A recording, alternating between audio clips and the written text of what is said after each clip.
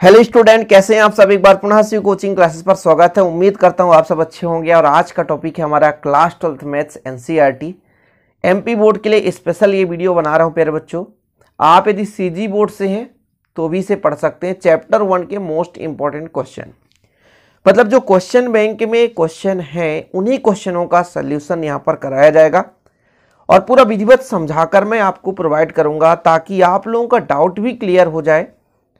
क्योंकि आपको यदि मैं सल्यूशन बस दे दूं प्यारे बच्चों तो आप समझ नहीं पाओगे, और मैथ रटना तो है नहीं, इसको समझना जरूरी है, इसको अच्छे तरीके से पढ़ना जरूरी है।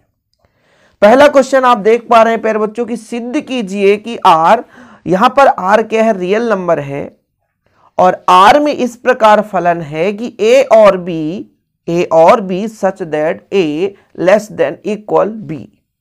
मतलब आर में ऐसे हमारे छोटे छोटे उप समुच्चय हैं जो कि ए जो है वो बी से छोटा या बी के बराबर है।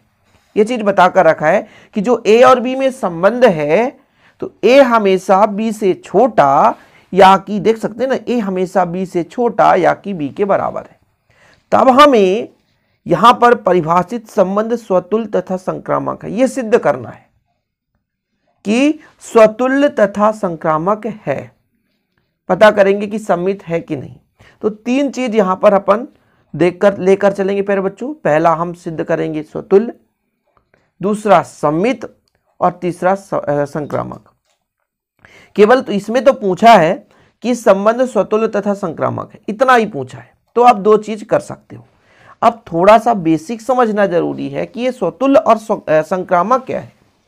तो जैसे प्यारे बच्चों, यदि मैं कह के चलूं कि आपके पास एक समुच्चय है, समुच्चय में ए बी और सी तीन अवयव हैं, तो यदि ए का संबंध ए से है जो कि आपका आर में है, मतलब जो आर आपका रिलेशन है उसमें उपस्थित है, और ए का संबंध ए से, स्वयं का संबंध स्वयं से है, तब ये जो संबंध होता है वो स्वतुल्य का मतलब स्वयं से।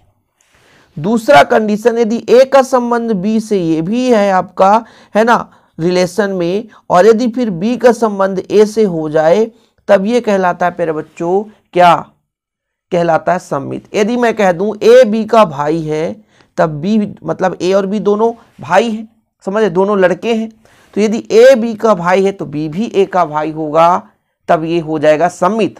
सम्मित का मतलब ए का संबंध यदि बी से है तो बी का संबंध भी ए से होना चाहिए, तभी वो सम्मित होगा। यदि मैं कह रहा हूं कि ए और बी दोनों लड़के हैं, ए और बी दोनों के दोनों क्या है, बॉय हैं, बॉय मतलब लड़के, तो प्यारे बच्चों यदि ए बी का भाई है तो बी भी ए का भाई होगा। लेकिन यदि मैं कह देता कि एक लड़का और एक लड़की, तब ऐसा नहीं हो पाता, क्योंकि यदि लड़का जो है लड़की का भाई है तो क्या लड़की लड़का का भाई हो सकता है? नहीं हो सकती, सॉरी, लड़की लड़का का भाई नहीं हो सकती, ठीक है ना। तो यदि दोनों लड़के हैं तो एक दूसरे का भाई है तो दूसरा भी पहले का भाई होगा, तो ये हो जाता है सम्मित संबंध। वहीं पे यदि हम संक्रामक की बात करें तो यदि ए बी का संबंध है प्यारे बच्चों, बी सी का संबंध है ना, तब जो हमारा ए का सी से संबंध होना चाहिए। कहने का मतलब, यदि हम कह दें कि जो आपका 8 है वो 4 से कट रहा है, 4 जो है 2 से कट रहा है, तो क्या 8 2 से कट रहा है? जी हाँ, 8 भी 2 से कट रहा है। मतलब 8 का संबंध 4 से था, 4 का संबंध 2 से था, तब हमने देखा कि 8 का संबंध भी 2 से है, तब प्यारे बच्चों ये कहला जाता है क्या, संक्रामक संबंध। और जब स्वतुल्य, सम्मित और संक्रामक तीनों यदि फॉलो हो रहे हैं इस रिलेशन में, तब वो प्यारे बच्चों कहलाता है तुल्यता संबंध। क्या? तुल्यता संबंध। तो शुरू करते हैं क्रम से, हम यहां पर सिद्ध करेंगे स्वतुल्य के लिए, ठीक है। पहला प्यारे बच्चों क्या, स्वतुल्य के लिए, चूंकि आपका आर बराबर दे के रखा है कितना, जो आपका रिलेशन है ए और बी इस प्रकार से संबंधित हैं कि ए लेस देन बी या इक्वल बी, मतलब ए और बी हम किन्हीं भी दो अवयवों को ले रहे हैं, वो अवयव किसके होने चाहिए, रियल नंबर। बोल रहा है ना, सिद्ध कीजिए आर में यानी रियल नंबर में, वास्तविक संख्या में ए और बी ऐसे दो अवयव हैं कि ए का जो मान है वो बी से छोटा या बी के बराबर है। तो पहला कंडीशन हम स्वतुल्य के लिए कर रहे हैं प्यारे बच्चों, स्वतुल्य के लिए। आप ही बताओ, कोई भी जो अवयव है या तो खुद के बराबर होगा या खुद से छोटी हो सकता है, यानी प्रत्येक वास्तविक संख्या अपने से छोटी या अपने बराबर होती है, ऐसा मैं लिख सकता हूं। चूंकि प्रत्येक वास्तविक संख्या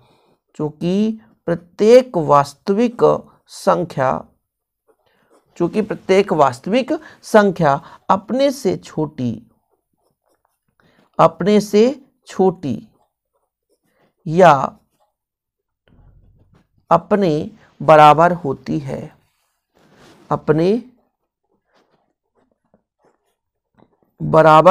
है, इसलिए मैं मान के चलता हूं कि दो अवयव हैं x और x, है ना, मतलब x का जो संबंध है x से, यानी a प्रेजेंट का रियल नंबर में, for all x belong to real number. ये आपका रिलेशन है, संबंध है, ये जो फलन दे के रखा है, और ये जो आपका रियल नंबर में x और x मतलब स्वयं का संबंध स्वयं से बता रहे हैं, इसलिए हम कह सकते हैं, इसलिए जो r है यानी जो रिलेशन है, जो संबंध है, स्वतुल्य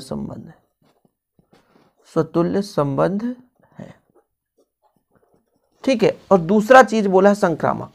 ठीक है, हमको जो बोल के रखा है वही चीज करेंगे। संक्रामक के लिए जितना क्वेश्चन बोला है मेरे बच्चों उतना ही आपको सॉल्यूशन करना है। संक्रामक यदि लेकर चलें तो मान के चलते हैं कि माना ए और बी, है ना, ए और बी कहाँ के हैं, रियल नंबर के, तथा बी और सी ये भी कहाँ के हैं, रियल नंबर, है ना। यदि मैं आपसे कह दूं कि ए और बी रियल नंबर के हैं, तब आप कहोगे कि आपका संबंध दे के रखा है ए छोटा है या कि बराबर है। यदि बी और सी, ठीक है, यदि यहाँ पर देखिए, यदि बी और सी रियल नंबर यानी संबंध दर्शा रहा है, तब आप कहोगे बी छोटा होगा या बराबर होगा सी के। अब देखिए ना जरा, यदि ए छोटा है बी से और बी छोटा है सी से, तब आप डेफिनेट कह सकते हो कि ए छोटा है सी से, कह सकते हो ना। तो यहां पर मैं लिख सकता हूं तब ए और सी बिलोंग टू आर। क्लियर है ना। ये क्यों प्यारे बच्चों, इसलिए क्योंकि ए छोटा है बी से और बी छोटा है सी से, तब आप कह सकते हो ना कि ए छोटा होगा सी से। ठीक है, इतना क्लियर है। अर्थात हमने क्या कहा, अर्थात ए और बी बिलोंग आर, ठीक है, बी और सी बिलोंग आर, तब हमारा ए और सी भी बिलोंग कर रहा आर में। अतः जो आर है वो संक्रामक संबंध है, और यही दो चीज पूछा था प्यारे बच्चों। देख सकते हैं पहला आपका सॉल्यूशन कंप्लीट। सिद्ध करना था कि जो आर है, जो संबंध है रियल नंबर के लिए, जो स्वतुल्य और संक्रामक है। अगला क्वेश्चन है प्यारे बच्चों कि मान लीजिए समस्त small N belong to capital N के लिए जो फलन है वो इस प्रकार है कि यदि एन विषम है, जो नंबर आपका विषम संख्या है, इसके लिए फलन है स्मॉल एन प्लस 1/2। यदि एन सम है तब इसके लिए जो फलन है n/2 है। इसके लिए हमको सिद्ध करना है कि फलन जो है आपका एक ही आच्छादक है या कि नहीं है, और नहीं है तो क्यों नहीं है, इसका रीजन भी प्रूव करना है। तो चलिए शुरू करते हैं प्यारे बच्चों। पहले तो हल में आपको क्या करना है कि जो फलन है उसको लिख लेना है। फलन क्या बोल के रखा है, जो फलन है वो सच दैट इस प्रकार है कि जो नेचुरल नंबर है वो नेचुरल नंबर से संबंध रखता है। मतलब जो हम फलन में नंबर लेंगे वो नेचुरल नंबर यानी प्राकृतिक संख्या से लेंगे। ठीक है, तो दो कंडीशन है प्यारे बच्चों। जो आपका पहला है, हल कर रहे हैं ना, हल में पूरा कंप्लीट लिखना पड़ेगा। मतलब जो फलन आपका स्मॉल n है ये बताता है दो चीज, एक आपका n+1/2 और एक आपका n/2। ये n+1/2 किसके लिए है, जब या यदि n क्या हो, विषम संख्या हो। विषम, ये क्वेश्चन से ही मैं लिख रहा हूं, सॉल्व करते समय लिखना पड़ेगा। और यदि आपका n क्या है, यदि आपका n सम संख्या है, सम संख्या है, तब प्यारे बच्चों आपको लिखना पड़ेगा स्मॉल n/2। हम मानकर चलते हैं कि माना 1 और 2 belong to capital N। Capital N का मतलब नेचुरल नंबर, प्राकृतिक संख्या। तब हम यदि F1 करें तो एक क्या है, विषम है कि सम, तो विषम है तो इस पे रखेंगे। तो 1-1/2 यानी 2/2 बराबर कितना आ गया, 1। अब हम 2 लेकर चल रहे हैं प्यारे बच्चों। यदि F2 कर दें तो 2 क्या है, सम है या विषम, आप बताओ। 2 सम है या विषम है, तो 2 सम है तो यहाँ पर रखेंगे। तो 2/2, 2 से 2 कट जाएगा तो 1। हमने ये देखा कि 1 का भी जो प्रतिबिंब है 1 मिल रहा है, 2 का भी प्रतिबिंब 1 मिल रहा है। जबकि एकाकी क्या कहता है प्यारे बच्चों, एकाकी बोल के रखा है कि यदि हमारे पास दो फलन है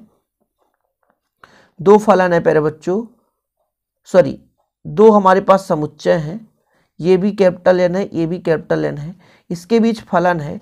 तो ये जो आपका एकाकी कहता है कि केवल एक का प्रतिबिंब एक ही होना चाहिए, एक का प्रतिबिंब एक ही होना चाहिए, दूसरा नहीं हो। मतलब जैसे हमारा 1 है तो इसका 1 होना चाहिए, 2 है इधर 2 होना चाहिए, 3 है तो 3 अलग का, मतलब हर एक यहाँ पे जो आपका डोमेन है प्यारे बच्चों, डोमेन जो हम ले रहे हैं, प्रत्येक डोमेन के जो भी अवयव हैं उनका केवल एक ही प्रतिबिंब होना चाहिए।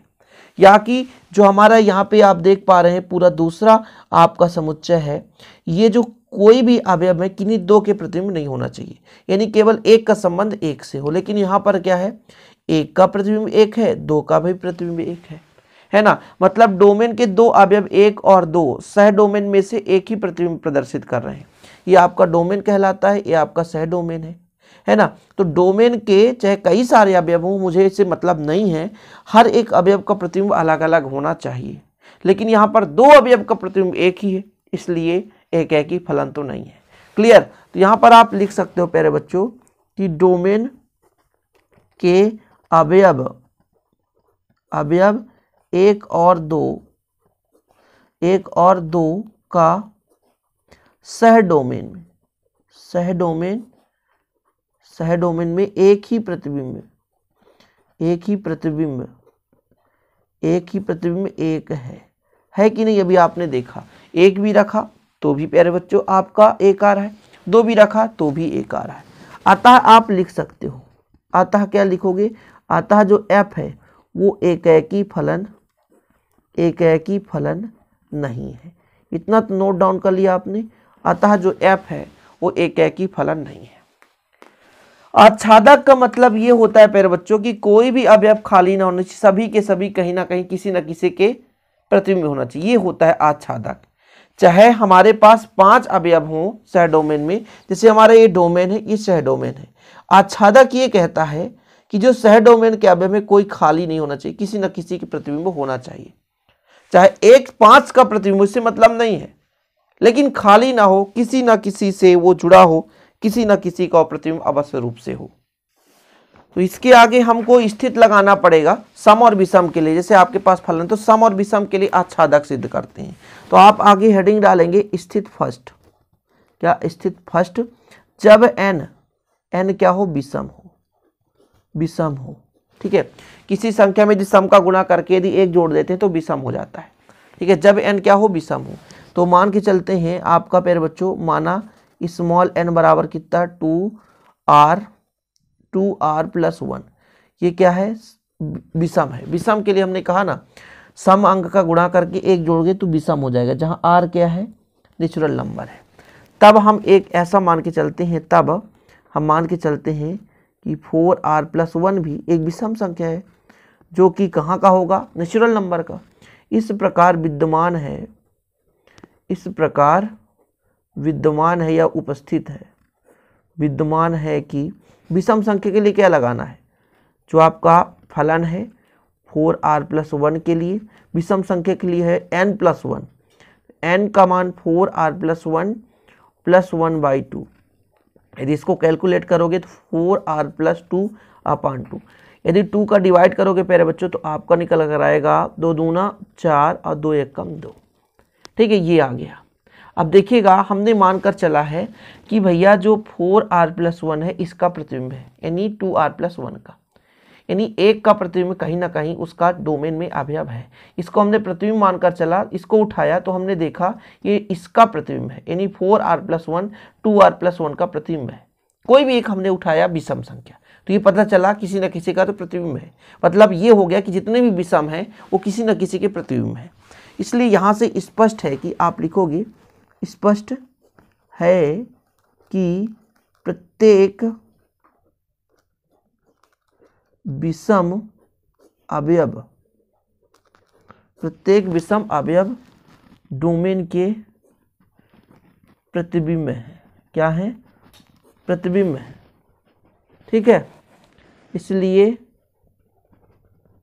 F जो है आच्छादक है, आच्छादक है। आच्छादक का मतलब कहीं ना कहीं सह डोमेन के प्रत्येक अवयव डोमेन के प्रतिबिंब है। ठीक है, आच्छादक का मतलब सह डोमेन के प्रत्येक अवयव कहीं ना कहीं डोमेन के प्रतिबिंब है। तो यहां पर हमने विषम के लिए तो प्रूव कर लिया। अब थोड़ा सा स्थित सेकंड करेंगे कि हमारा सम हो। जब हमारा स्थित सेकंड हो जाएगा प्यारे बच्चों, स्थित जो आपका सेकंड हो, यदि हमारा मान के चलते हैं, माना n = 2r विषम है, विषम संख्या। देखिएगा, सॉरी विषम नहीं प्यारे बच्चों, ये सम लेकर चलेंगे ना, सम संख्या। सम और विषम का मैंने क्या बताया कि यदि आपके पास मान लीजिए नेचुरल नंबर है, जहां आपका r क्या है, जहां r क्या है, नेचुरल नंबर है। यदि नेचुरल नंबर है, नेचुरल नंबर में भी आप 2 का मल्टीप्लाई कर दो, वो आपका बन जाता है सम। ठीक है, तब हम मान के चलते हैं एक हमारे पास 4r इस प्रकार है, इस प्रकार है 4r इस प्रकार है कि जो फलन है वो सम संख्या के लिए बात कर रहे हैं, तो सम के लिए n/2 यानी 4r/2, यानी 2 का आप डिवाइड करोगे तो 2r आ जाएगा। अब यहाँ पर देखिए, हमने 4r लेकर चला सह डोमेन का, और ये हमने देखा कि जो 4r है किसका अवयव है, मतलब किसका प्रतिबिंब है, 2r का। ठीक है, जो 4r है प्यारे बच्चों, ये किसका प्रतिबिंब है, 2r का। ठीक है, इतना क्लियर है। कहने का मतलब जब हमने सम लिया तो ये देखा कि सम का ही एक क्या है, प्रतिबिंब है। अतः हम कह सकते हैं कि अतः स्पष्ट है कि सह डोमेन का प्रत्येक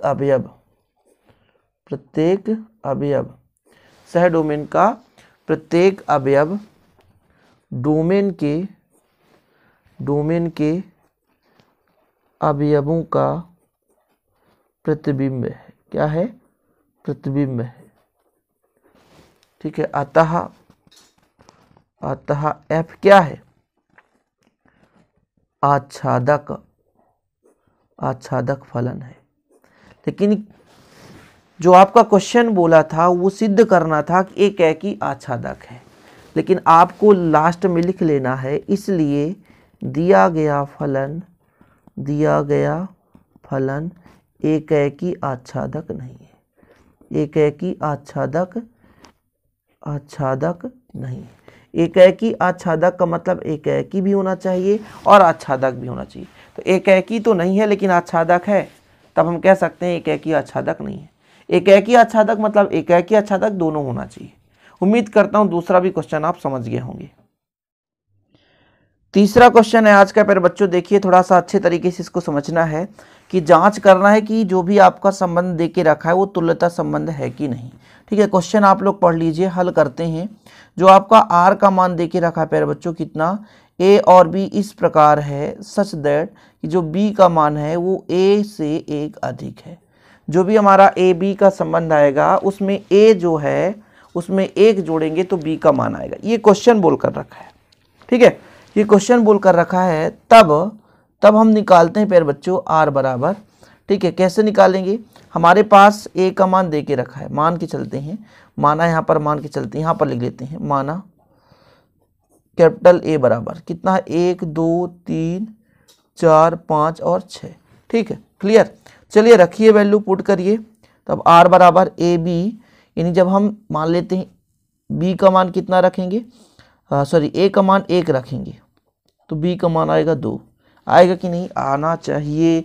क्यों, क्योंकि भैया बोल के रखा ना b का मान जो है a से 1 अधिक होगा। इसके बाद जब हम 2 रखेंगे तो 3 आएगा, इसके बाद जब 3 रखेंगे तो 4 आएगा, ठीक है, इसके बाद हम जब 4 रखेंगे तो 5 आएगा, इसके बाद 5 रखेंगे तो 6 आएगा, और 6 से ज़्यादा आ नहीं सकता क्योंकि जो आपका समुच्चय है वो 6 तक ही है, ठीक है। अब देखिए इसमें क्या चूंकि, अब देखिए फटाफट चर्चा करते हैं, चूंकि 1 का क्या संबंध 1 है, इसमें कहीं देख सकते हैं आप। तुल्यता के लिए क्या होना चाहिए, 3 चीज, स्वतुल्य, सम्मित और संक्रमक। तो आप देखिए क्या 1 है क्या, कहीं पे नहीं है, मतलब नॉट बिलोंग टू आर।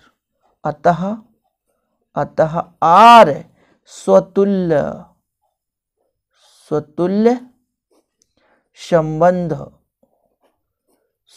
संबंध नहीं है, स्वतुल्य नहीं है। अब देखिएगा 1 का संबंध 2 से, अब लेकर चलते हैं, 1 का संबंध 2 से है, जी हाँ, लेकिन 2 का संबंध 1 से है क्या, कहीं पे दिख रहा है 2 1 नहीं है, इसलिए आर सममित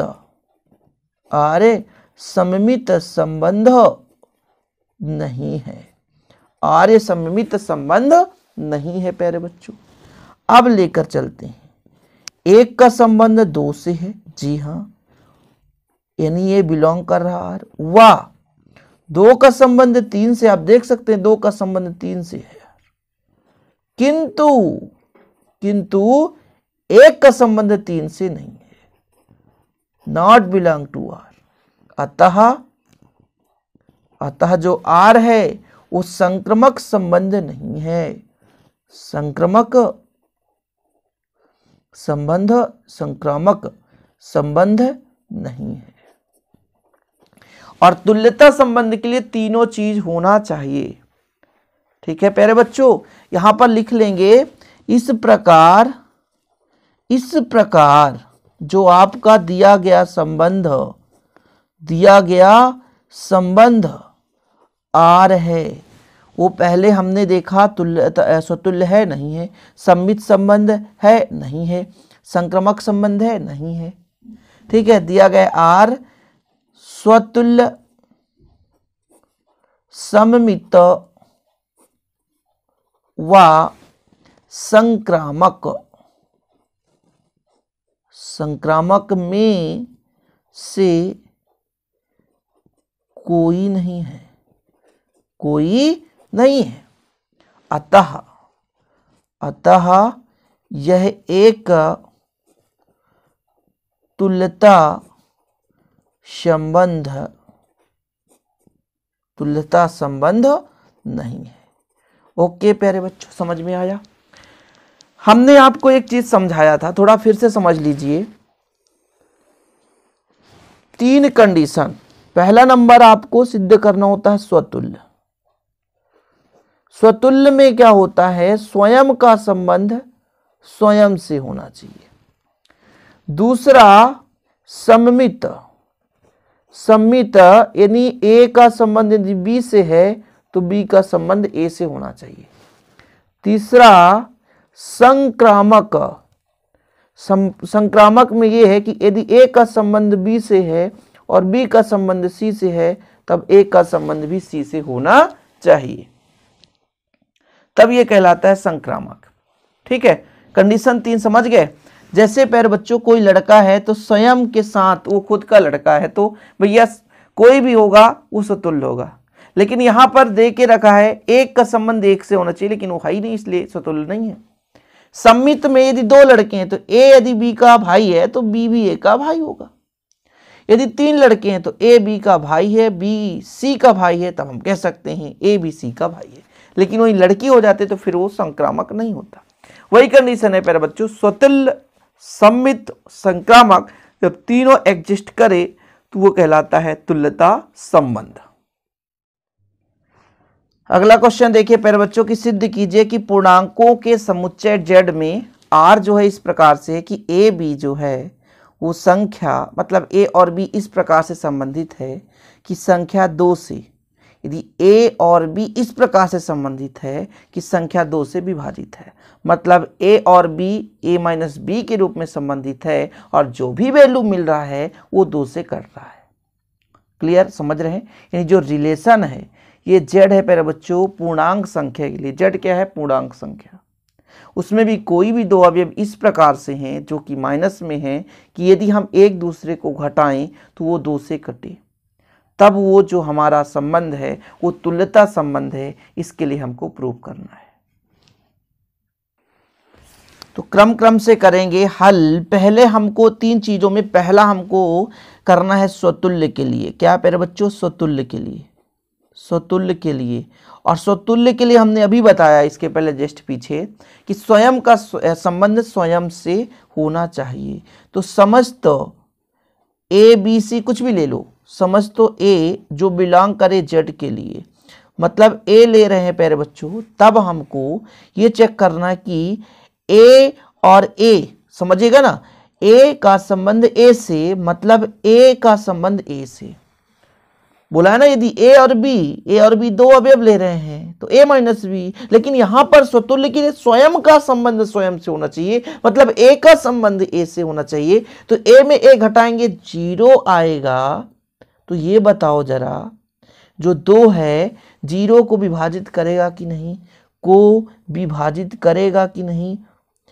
विभाजित करेगा कि नहीं? विभाजित तो करेगा। 0 में किसी संख्या का भाग दोगे तो 0 ही आएगा। ठीक है, अर्थात यदि हम आपसे कह दें कि जो a का संबंध a से है वो बिल्कुल रियल नंबर में है, इसलिए प्यारे बच्चों a का संबंध a से है, अर्थात ये स्वतुल्य है। ठीक है, जब स्वयं का संबंध स्वयं से हो अतः r स्वतुल्य है। जब स्वयं का संबंध स्वयं से हो वो कहलाता है स्वतुल्य। दूसरा हमको चलना लेकर सममित के लिए। क्या? सममित के लिए। सममित में है प्यारे बच्चों कि माना हम मानते हैं, माना a और b है, ठीक है, ये जो a और b का रिलेशन है, ठीक है, ये आपका रियल नंबर है प्यारे बच्चों, लेकिन यहाँ पर जो है r एक रिलेशन है। ठीक है, r का होता है रियल नंबर, लेकिन यहाँ पे जो है r रिलेशन है, यानी a और b एक दूसरे से रिलेट हैं, जो कि इस प्रकार, ये तो दे के रखा है कि यदि a और b एक दूसरे से रिलेट हैं तब ये पता है कि जो 2 है a और माइनस b को विभाजित करता है, 2 है a माइनस b को विभाजित करता है। तो मैं एक चीज आपको यहां पर थोड़ा सा क्लियर कर दूं, यदि मैं कह दूं 4 में 8 घटाओ तो भैया कितना बचता है? -4, 2 से कट रहा है ना। यदि उल्टा कर दो 8 - 4 तो कितना आएगा? 4। क्या 2 से कट रहा है? हाँ भैया कट रहा है। तो आप कह सकते हो कि 2 जो है यदि माइनस कॉमन ले लें तो b - a हो जाएगा, को विभाजित करेगा।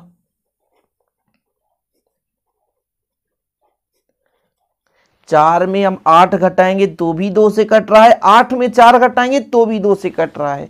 मतलब यदि a और b रिलेशन में है तब हम कह सकते हैं b और a भी रिलेशन में है। अतः r क्या है प्यारे बच्चों?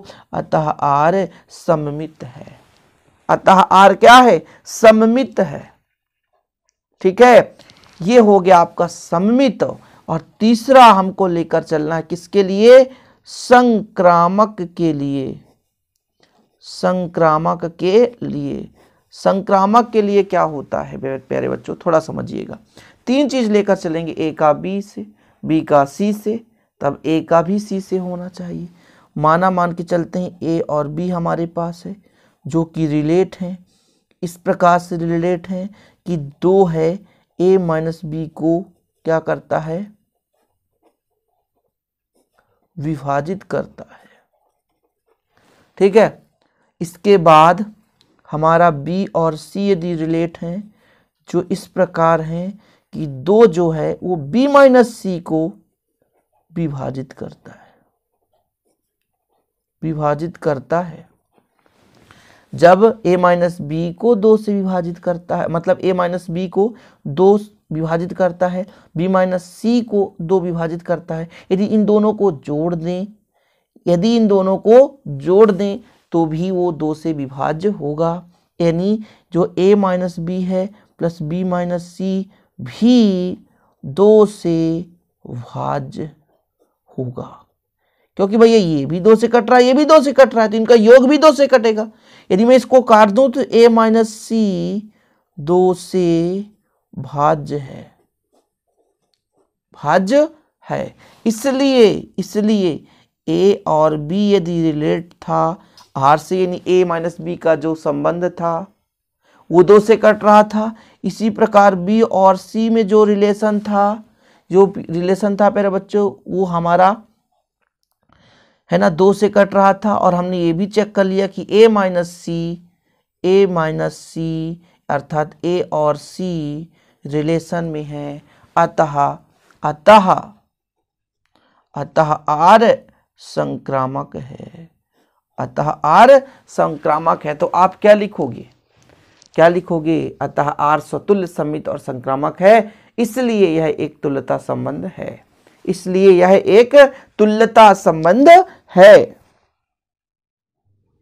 अगला क्वेश्चन देखिए स्टूडेंट, अगला क्वेश्चन है यदि f(x) बराबर है 4x plus 3y 6x minus 4, जहां x not equal two by 3 में सिद्ध कीजिए कि f ऑपरेशन f बराबर x, मतलब f का ऑपरेशन f से ही करेंगे। चलिए आज का ये आखिरी क्वेश्चन है प्यारे बच्चों, इसको आप सॉल्व करिए कि f(x) बराबर कितना दे के रखा है 4x plus 3y 6x minus 4, ये दे के रखा है। हमको क्या निकालना है, रिजल्ट f ऑपरेशन f। इसको ऐसा कर सकते हैं, f को बाहर कर दो और अंदर f का x से, ये ब्रैकेट ऑपरेशन ही बता रहा है कि f का ऑपरेशन f से रहेगा। ठीक है, ब्रैकेट यही चीज बताता है। ठीक, चलिए ये जो f है प्यारे बच्चों f रहने दो, बड़ी ब्रैकेट f(x) का मान कितना है, ये है आपका 4x plus 3y 6x minus 4, ये हो गया। अब ये जो f(x) है तो x की जगह ये पूरा है, ठीक है, समझ रहे ना। अब जो आपका f(x) था इतना तो f(x) रख दिए, अब फिर हमारा ये जो f(x) बन चुका है तो पूरा का पूरा ये x का काम करेगा। तो जब x बराबर ये पूरा हो जाएगा तो 4 में x का मान रख रहे हैं, ये पूरा x के ही बराबर है ना, f(x) एक फलन है भैया, इतना ध्यान रखना। 6x माइनस 4, अभी भी लोगों को बहुत कंफ्यूजन होगी इसमें, ये कहां से आ गया सर, x का मान इतना बड़ा लंबा चौड़ा कहां से आ गया, x का मान इतना बड़ा लंबा चौड़ा कहां से आ गया, थोड़ा समझिए ना आप लोग थोड़ा सा। f(x) बराबर बच्चों f(x) बराबर इतना है, ठीक है ना, f(x) देख सकते हैं, इसका हमने मान रख दिया, ये तो क्लियर है। पुनः हमारे पास एक फलन बन चुका, ये f है और इसके लिए पूरा का पूरा x है, इसके लिए पूरा का पूरा x है। जब f(x) बराबर इतना तो ये भी f(x) है, लेकिन x की जगह इसको रखेंगे, वही चीज हमने रख दिया। कैलकुलेशन करते हैं, थोड़ा सा लेंदी होगा, देखिएगा 4 है तो 4 का मल्टीप्लाई 4x धन 3, इसका मल्टीप्लाई इधर कर दो तो 6x माइनस 4 डिवाइड बाय ये आपका 6 है 4x प्लस 3, यहाँ पे 4 है, इसका मल्टी 4x माइनस 4। आप कहोगे कहाँ चला गया, तो इसका भी जो हर बचेगा इसका भी जो हर बचेगा कैंसिल हो जाएगा। कैलकुलेशन करिए, 4 चौको 16 है, 4 तिहाई 12 है, यहाँ पर 6 त्रिक 18 है, 4 तिहाई 12 है, फिर डिवाइड बाय 6 चौको 24, 6 त्रिक 18, 6 चौको 24 और 4 चौको 16 है, माइनस माइनस प्लस हो जाता है। 24x से 24x कट गया, ठीक है। फिर देखो जरा 12 से 12 कट गया, 16 दूनी 32 दो 34 डिवाइड बाय 16 दूनी 12 दो 34, 34 से 34 कट गया बराबर x। यही प्रूव करना था ना, प्रूव्ड। देखो जरा ये प्रूव करना था, f operation f(x) equal x। तो कंप्लीट हो गया ना ये क्वेश्चन प्यारे बच्चों। उम्मीद करता हूं कि आप लोग समझ गए होंगे। काफ़ी लेंदी हो चुका है, 3-4 क्वेश्चन और है चैप्टर 1 के, और तो भी आपके ऑब्जेक्टिव क्वेश्चन भी हैं, उनको भी मैं समझाऊंगा अगले वीडियो में। लेकिन हाँ प्यारे बच्चों, अगले वीडियो में तभी मैं आपको कंप्लीट करा सकता हूं जब आपका रिस्पांस अच्छा रहे। यदि आप शेयर करेंगे तो ऑलरेडी मुझे भी अच्छा लगेगा और आपके लिए वीडियो बनाऊंगा, डेफिनेट में बनाऊंगा, मैं आपसे वादा करता हूं। लेकिन आप लोग प्लीज़ यदि इसका रिस्पॉन्स अच्छा करेंगे तभी आपके लिए अगला वीडियो आएगा। तो यदि अच्छा लगे तो लाइक करना ना भूलें, शेयर कर दें, ताकि आप लोगों के लिए हम अच्छे से अच्छे तरीके से समझाने की कोशिश करें और जल्द से जल्द वीडियो प्रोवाइड करा सकें, ताकि आपका पूरा का पूरा क्वेश्चन बने। चैप्टर 1 से लेकर जितना भी है प्यारे बच्चों चैप्टर, जितने भी कटआउट सिलेबस के अलावा है ना, जो भी कंप्लीट है उसको मैं जल्द से जल्द करा दूंगा। चलिए मिलते हैं अगली वीडियो के साथ। जय हिंद, वंदे मातरम।